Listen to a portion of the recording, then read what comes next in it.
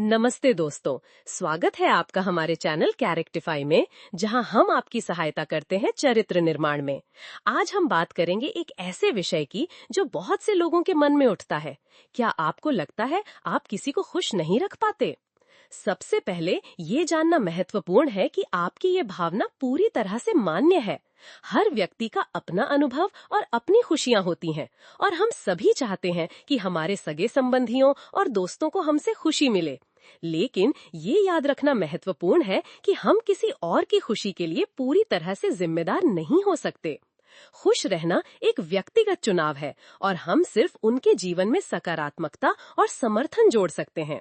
इस बात को समझने की कोशिश करें कि अगर कोई व्यक्ति आपसे खुश नहीं है, तो ये शायद उनकी व्यक्तिगत समस्याएं हो सकती हैं, जिन्हें उन्हें स्वयं हल करना होगा। हालांकि ये नहीं कहा जा रहा कि हमें उनकी खुशी के प्रति बेफिक्र हो जाना चाहिए। हमें हमेशा ये कोशिश करनी चाहिए कि हम उनके जीवन में सकारात्मक बदलाव ला सकें।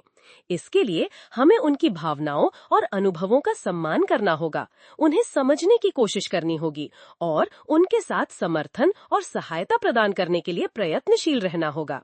आपको ये भी समझना होगा कि हम सभी अद्वितीय होते हैं और हमारी अपेक्षाएं और जरूरतें भिन्न होती हैं।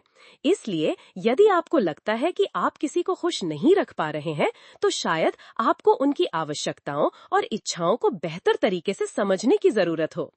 आपकी ये चिंता कि आप किसी को खुश नहीं रख पा रहे हैं, आपके चरित्र को सुधारने का एक अवसर प्रदान कर सकती है। ये आपको स्वयं को और अच्छी तरह से समझने, अपनी कमियों का सामना करने और उन्हें सुधारने का अवसर देती है। याद रखिए, खुशी का स्रोत आप स्वयं हो सकते हैं।